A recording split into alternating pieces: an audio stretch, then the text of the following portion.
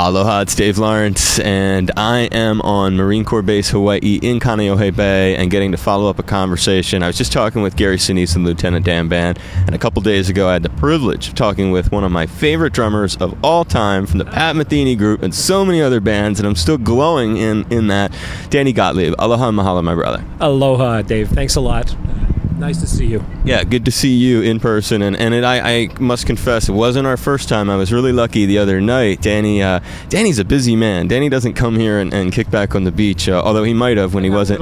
I got a little beach time in today and yesterday, absolutely. He was doing, first he did Aloha Tower Marketplace. He was at Gordon Biersch, and he was sitting in with Jeff Richmond and some other cats. And then Studio 909 the next night. How did that go? Fantastic. It was great. Had a nice turnout.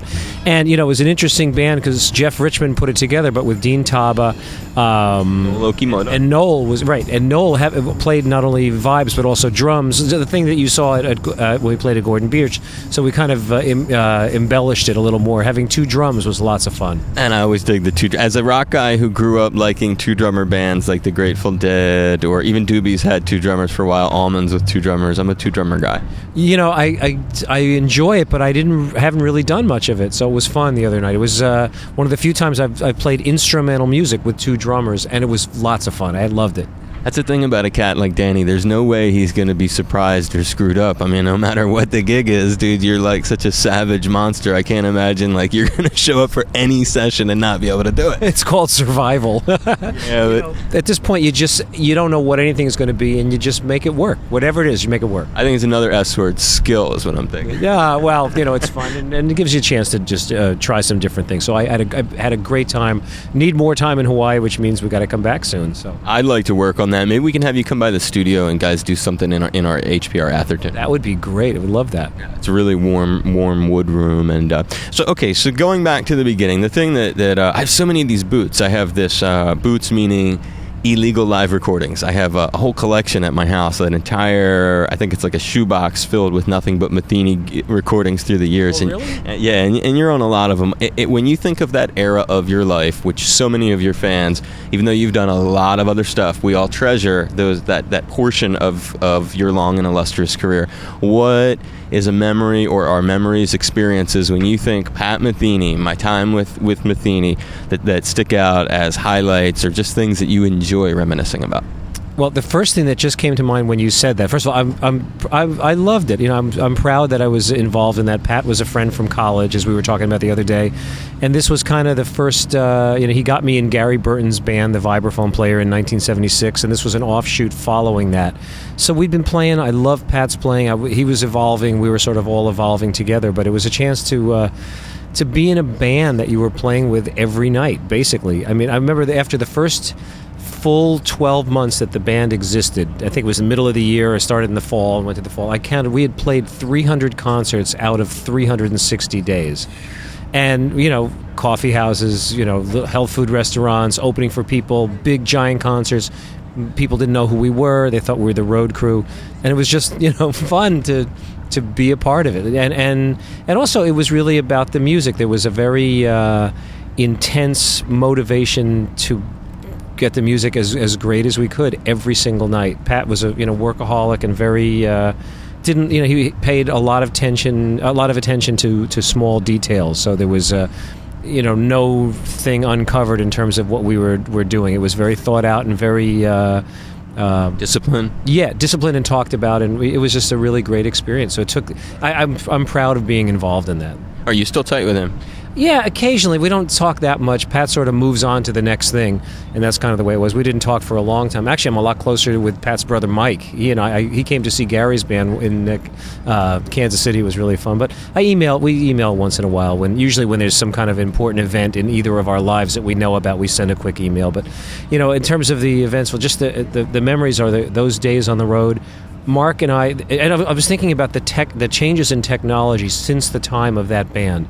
We were on the road. The first DX7 synthesizer was kind of developed while we were playing. And Mark Egan and I used to want to listen to music. It was the four of us driving around in a van. The one drive that's my memory that I tell people, and my students look at me like I'm nuts. And we were, and I am. We went from Seattle to Dallas to Quebec in a van in 5 days.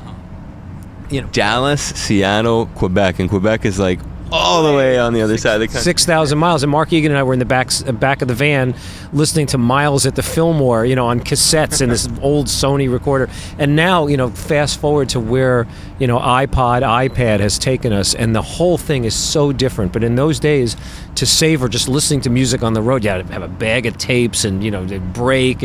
But it was just the mode of operation, but just a fun memory of where we were. We were young and trying to make good music. And cruising on the road with Pat and the gang. It led, as you talked about that, it made me wonder, because Pat was at the time this up-and-coming, amazing guitar player that so many people were mesmerized by. Were there big stars of the jazz world or others who were coming to see you guys play? And has that ever, do you have any memory of like somebody really important showing up to see him when he was like the wonder boy or wonder child?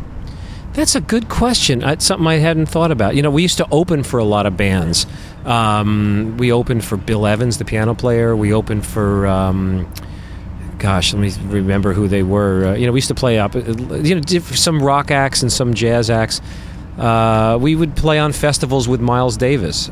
And you got to meet Miles. Yeah, and I got to meet him more with John McLaughlin because they were old buds. But we would play on the same festivals, and I'm trying to remember what else. It was mostly on festivals that we would run into people, but Pat was sort of in the guitar world, and people started to take notice of him, and it was kind of fun to watch their reaction. I don't remember exactly, but I know, Pat was always close to Jim Hall, and I think everybody was just rooting for Pat, and they really liked it. Well, your own experience, though, is great there. Along the way, you're saying, in the gig working with Pat, you got to meet, and then later with John, get to know a little bit better, one of the most incredible musical forces of all time. And he was one of my questions. I had it written there right above my thumb. See, so you already brought it because you're such a perceptive, intuitive guy.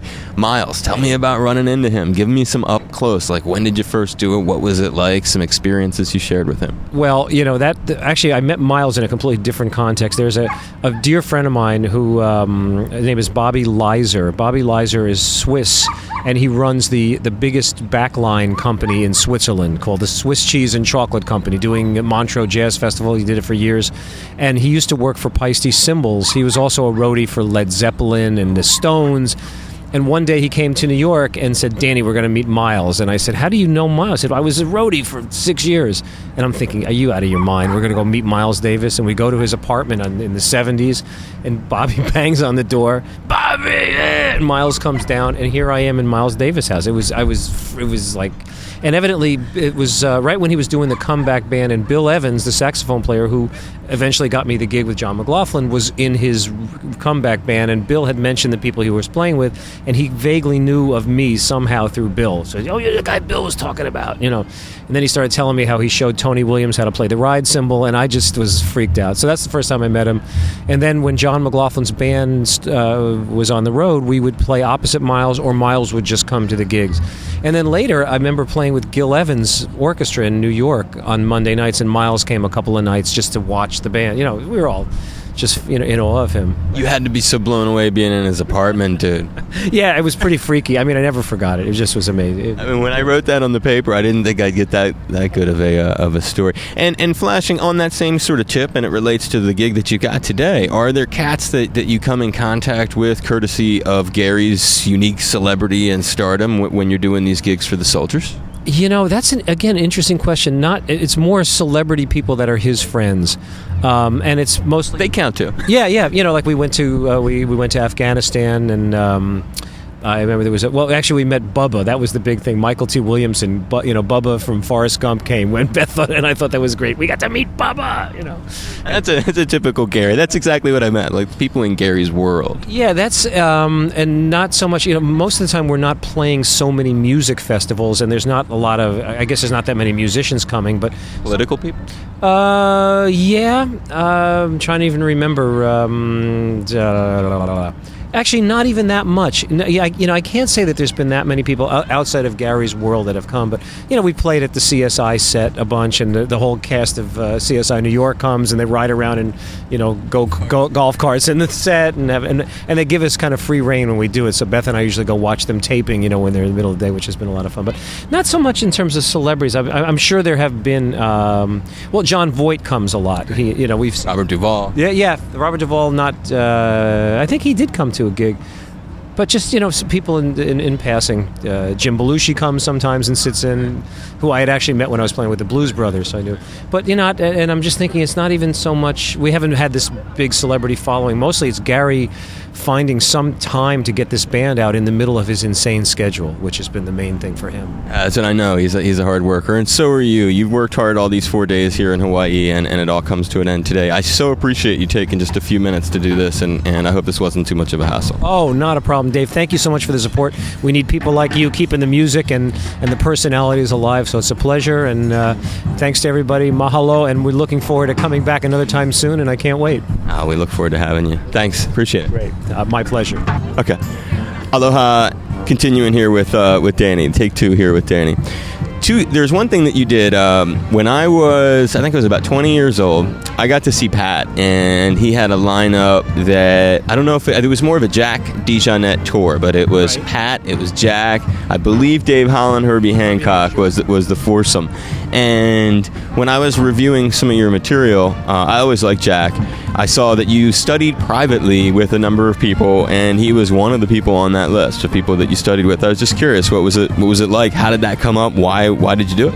Well, Jack is the nicest guy in the world and a big inspiration to all of us, but especially for drummers. He is the epitome of modern jazz drumming to me. Big influence. Marky and I were big fans of his. Pat bought a house in Woodstock next door to Jack DeJohnette. So we used to rehearse in the house in Woodstock, and whenever I could, if Jack was home, or even if he wasn't home, I'd drive up to the next house to his place and wait for him. And I'd help his wife Lydia, vacuum the rug or whatever I had to do just to hang out till Jack got there. And he just listened to me. He would play piano and would just, make a couple of comments. Things could feel a little better here or do something like that. But it was really more just have him check me out, and he was just encouraging all the time, really, really positive.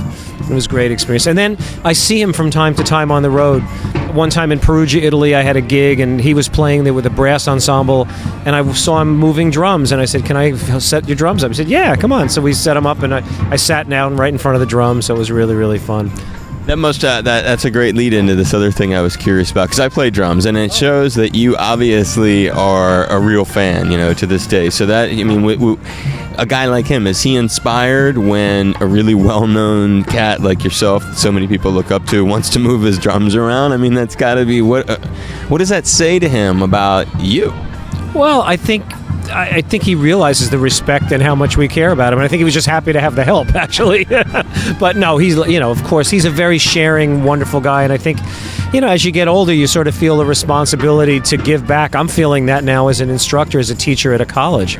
And I feel, I always got the feeling like he's been encouraging younger drummers and playing with lots of musicians around Woodstock who you wouldn't even think he would play with. He just loves to play and give, and really, really positive guy. The other thing for me is I had a very strong mentor for many years was Joe Morello from Dave Brubeck Group. I studied with him for almost 40 years privately, and between Joe and then also Mel Lewis, the big band drummer, and Jack DeJohnette and Bob Moses, I see, from the Boston area. Yep, I took some lessons with Bob, and I ended up helping him with a drum book, which came from one of my lessons, which was really, really great. But yeah, I try to study with as many people as I can all the time. Right now, I'm also pursuing another hero of mine, Harold Jones, who currently plays with Tony Bennett, but played with Count Basie in the 60s, and I met him when I was a kid.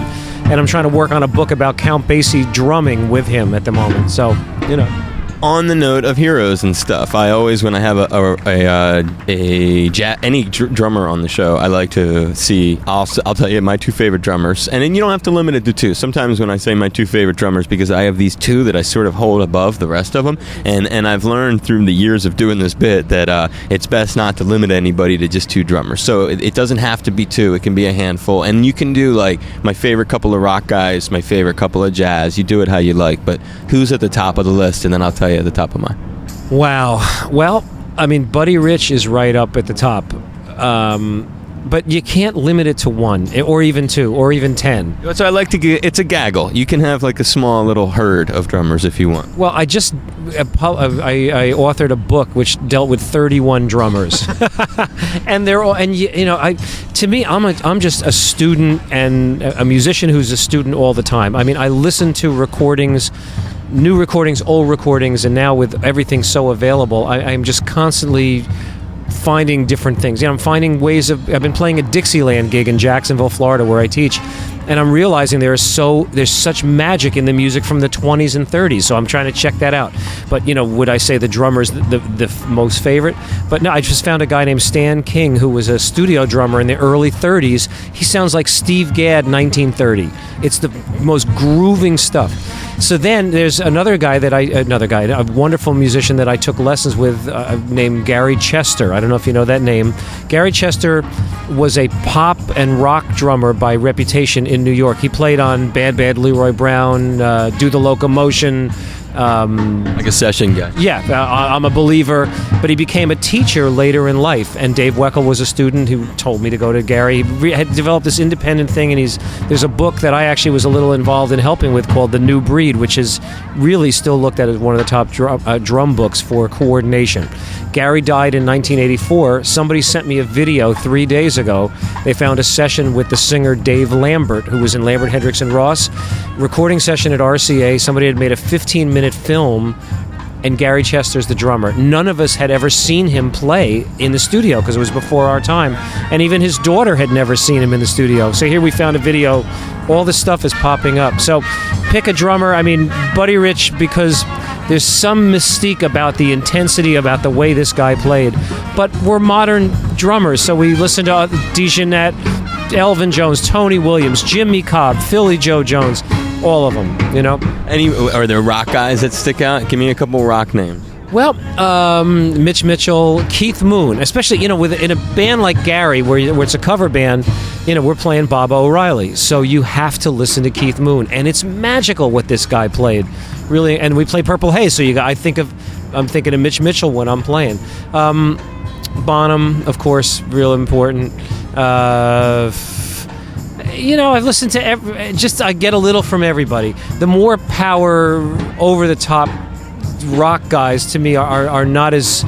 I don't spend as much time listening to them as I do the ones who had like a sound. John Densmore of the Doors is a favorite drummer. So a lot of different ones. He's a monster. All right. Well, we. Who do you got? Who are yours? Yeah, I got to do it. I got to do a couple of my guys in there. But you named, and on the Moon tip, real quick.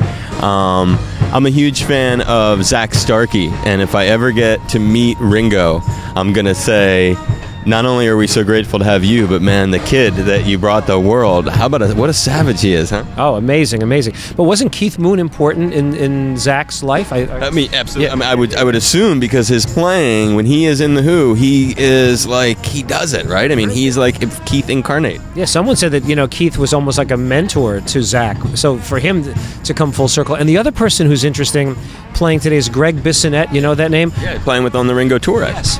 He was and is the biggest Ringo fan ever, and I played something opposite him, and he was saying that he's gotten to the point where he can duplicate Ringo's every move to the point where he can play live on the tour and not have one flam where he misses. So, and that's pretty unbelievable. So. I've seen him with Ringo. I've seen him with David Lee Roth too, and he was smoking with Dave. Dave had a killer band: Billy Sheehan, Steve Vai, a bunch of warriors there. Okay, my favorite two drummers, absolute number one is John Bonham, and he's tied with Cozy Powell. Cozy Powell. Okay. Cozy Powell has such a reputation. I don't know his playing that much, but he legend. I know people love his playing because I was going to Europe a lot, and they were, he's always revered. I should listen to him more. I really don't know his playing that well. He's kind of like a Bonham with 2 feet, is how I like to think. I thought you were going to say maybe Bill Bruford or Stuart Copeland. I'm not as much of a technical guy. I like those kind of like meat and potatoes, hard-hitting drummers. I'll give another prop on the child front, Jason Bonham. I think he is just. I saw the Zeppelin reunion. I was privileged enough to go to that in London, and I think he can do his dad really well. It's like, for any instrument or any musician, there's so much to take in. It's all about the history that went before. And if you limit yourself, you can have a favorite, but for me, even growing up, I always liked a little of this, a little of that, a little of that. Here, my teacher that I studied with forever played on take 5. I really didn't even listen to Brubeck that much until I'm listening more now that all these videos are available. And I mean, there was just some unbelievable playing from that time period. But I met Joe more as a teacher and a technician, and he was really more concerned about hand development and how to play relaxed and all that stuff, more than the musicality, but what he actually accomplished as a drummer. I'm now looking back and just marveling. But again, it's a certain type of playing. Or Roy Haynes, who's still with us and playing so magically as a jazz drummer. Take a little bit from each one and kind of figure out what it is that you like about that. The texture drumming. Mel Lewis with the cymbals. That you just find little guideposts, and to me, it's all continue. We never. I'm listening to recordings I listened to the first year I started playing, and I'm still listening to them. No, that's a cool thing. You got to pick up from everywhere. I mean, that's how you get to be a guy like Danny Gottlieb. Hey, man, we appreciate it, dude. Thank you so much for doing this. Dave, my pleasure. Okay, take care.